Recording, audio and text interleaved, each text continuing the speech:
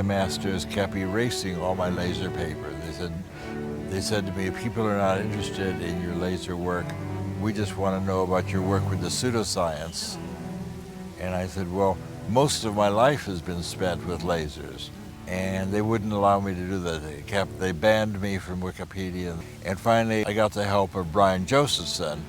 And it was only through Josephson's intercession that I got to bring my biography up to speed. Do you think that consciousness is built into quantum theory? This, of course, is extremely heretical. But fortunately, I not only got tenure, but I've retired, so I don't need to worry about being a heretic. Sorry, I'm not with you exactly. Sorry. Anyway, what are these taking your picture? Yes. You're being interviewed, are you? Or? Well, I was, yes. Fun? I was, yes. You were? Yeah. Okay. Anyway, can you sort that out? Well, what's it to do with? I mean, It's really about some research work. what? Research work, yeah. Research stuff? Yes. Okay. So you're Okay. able finally to tell the complete truth. Well, actually, people would probably not contemplate getting rid of a Nobel Prize winner, so I had more or less had freedom in what I could do. Funding was a different matter.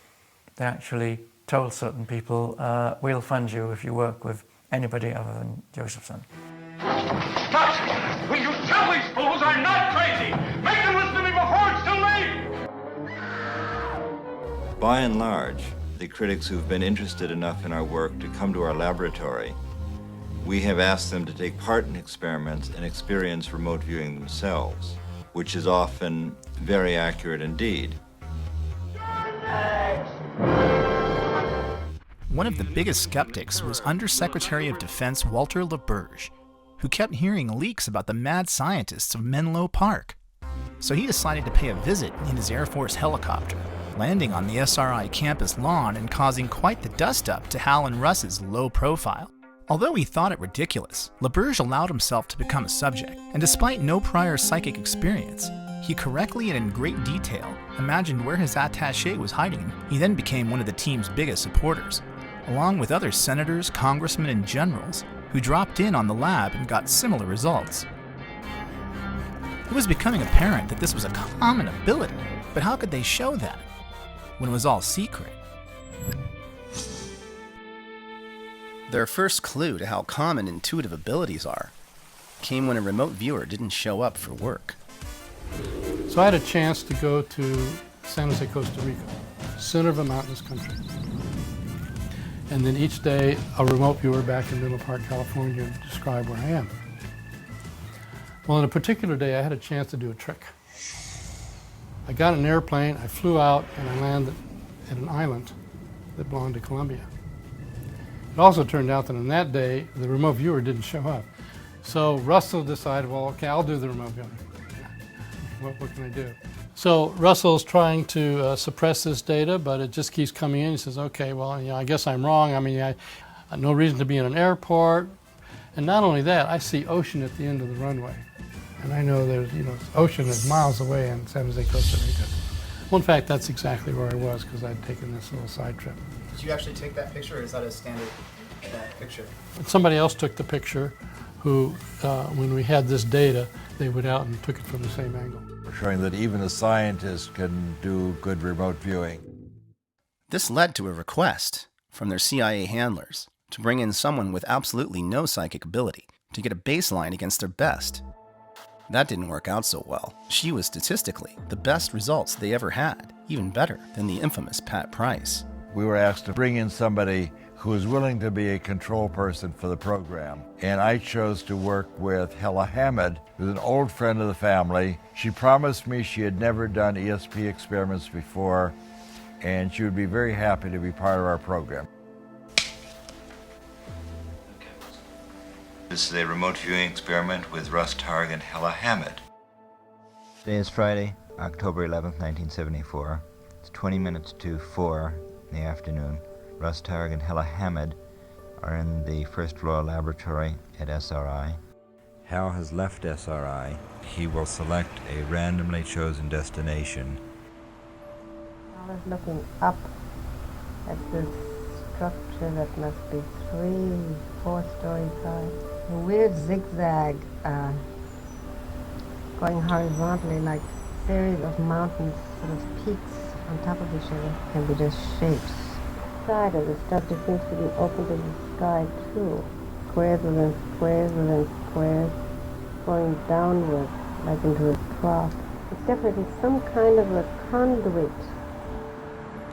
This is just where Hal put off was standing at the time of Hella Hammond's very first remote viewing. Perhaps the most dangerous secret of all, the one that Russell Targ has worked his whole life to release, is that anybody can be psychic. And we have a target now that requires a drawing or description. So I'd like you to quiet your mind and make a little sketch of the surprising images that show up in your awareness. You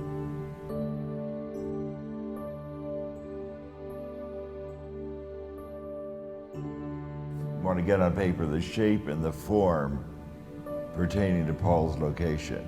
You have Paul and Cynthia in a bright green dress, located at some interesting place.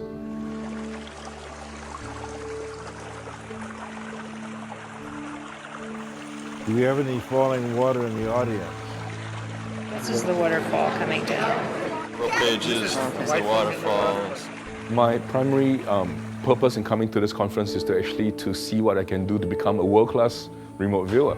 I couldn't believe it, but it's different when you actually do it.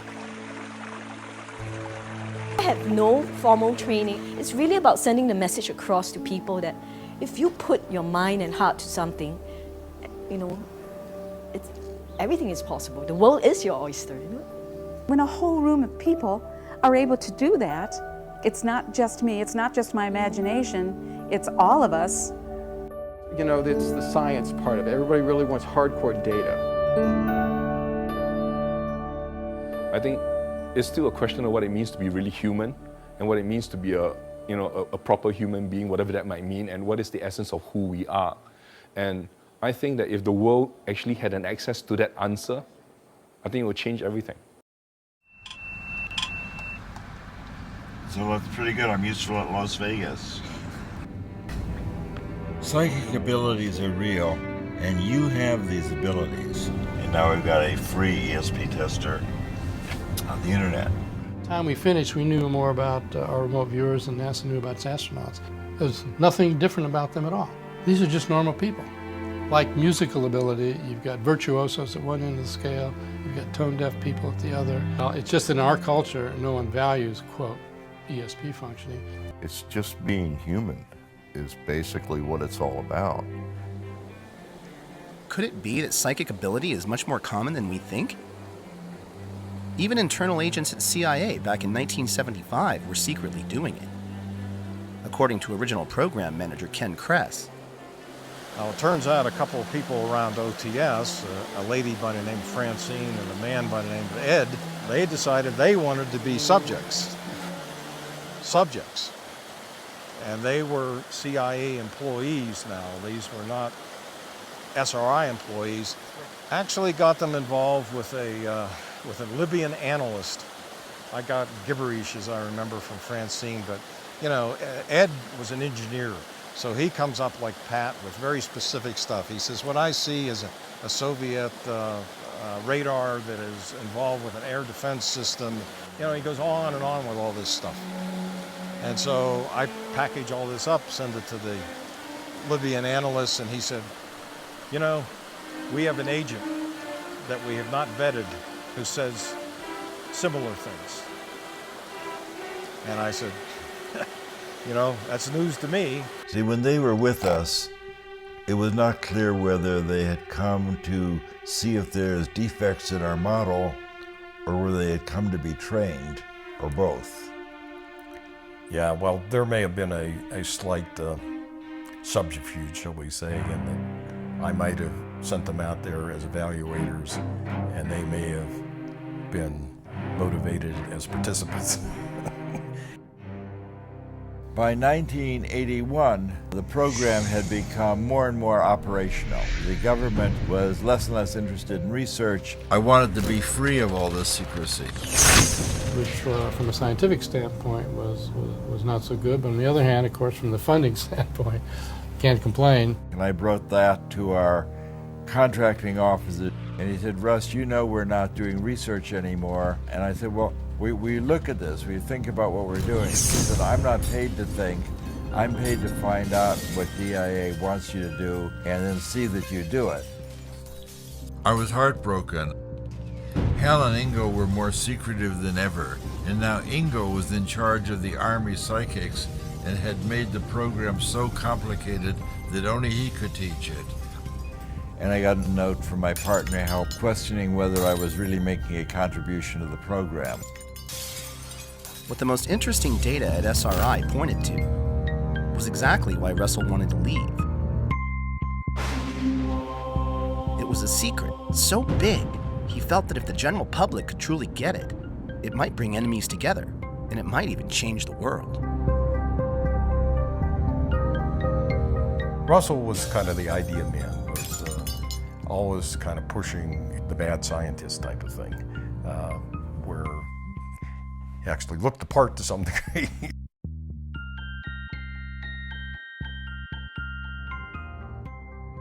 When I decided to leave, this was in 1985, we had dozens of psychics and lots of laboratories and people out there as consultants and so on. And I ended up spending all my time not doing research, but handling personnel issues and funding issues and writing grants and proposals. And I'd get up in the morning and say, well, you know, actually I could be getting back to research. Mr. Gorbachev, tear down this wall. I say no more secrets. SRI's intelligence work with psychics would go on for another decade, mostly unnoticed, until one of their greatest covert triumphs became their most infamous leak.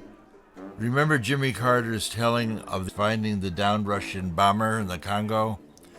In 1995, President Carter recounted that during a talk to Emory University, accidentally outing our top secret program to CNN. Students submitted questions on numerous topics, both serious and lighthearted, and as always, President Carter answered them all. The release of that information contributed to the end of the remote viewing program at SRI.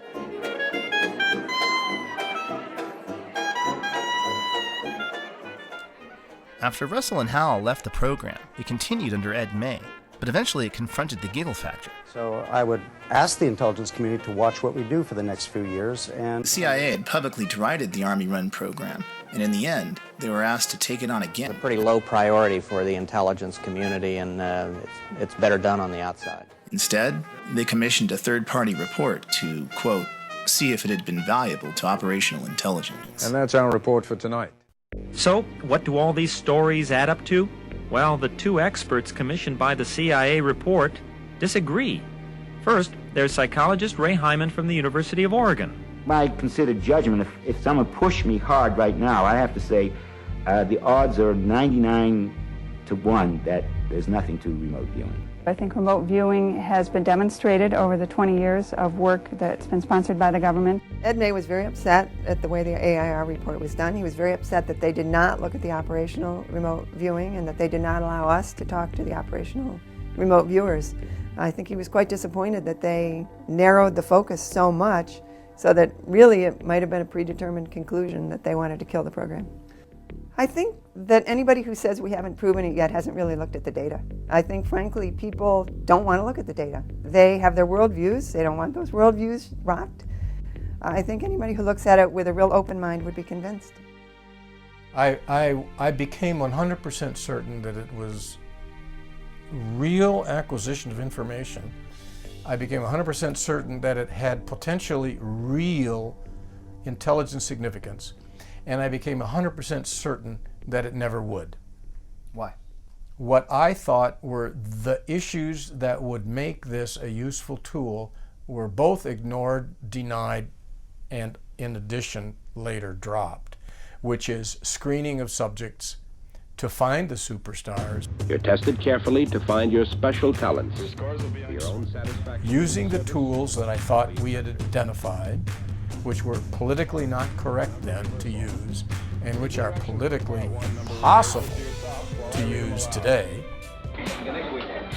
There you go. Well, you're here. Really arrived. You can loosen up a bit now. You would have a latent ability that maybe a lot of humans have, that you'd be able to tease out of some people with some sort of training program or something, and you'd end up with what ended up.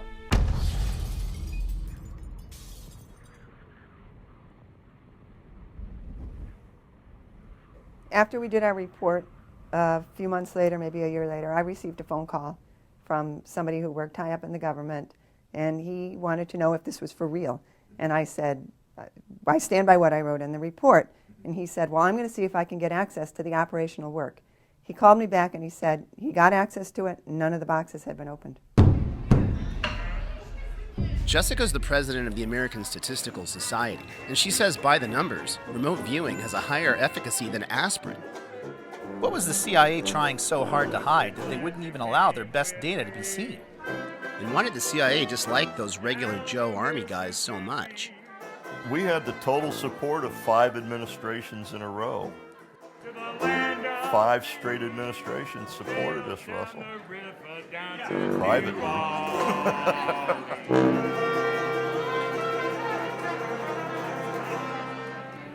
So a very illuminating trip. You never know who your friends are. Since I was told by the DCI the project was over, that was it. It was over. Ken was removed as CIA program manager shortly before Pat Price's death, and he assumes that CIA involvement ended with Price. No, I heard that they were discussing the Stargate program out of channel. In other words, if you're talking about a classified program in an unclassified area, it looks like a security violation. We need to investigate this further. Now what? The gamble was ignore it, it'll go away. The suggestion to me was that, okay, let people just wonder about it. But if you start complaining about it, it will affirm that we do have a program. They didn't really want to go that route. Russell's first interview with one of the most spectacular spies from his SRI days was a no-show. Later, the agent called to say they were still doing it, and were afraid to talk about it. Beyond the giggle factor, what was the big deal? What does all of this mean? Could we be missing the big picture here? And no, that's not right.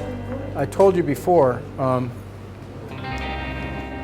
two people that I trust, that are, one of whom's in the position to know, says that the program's still going on.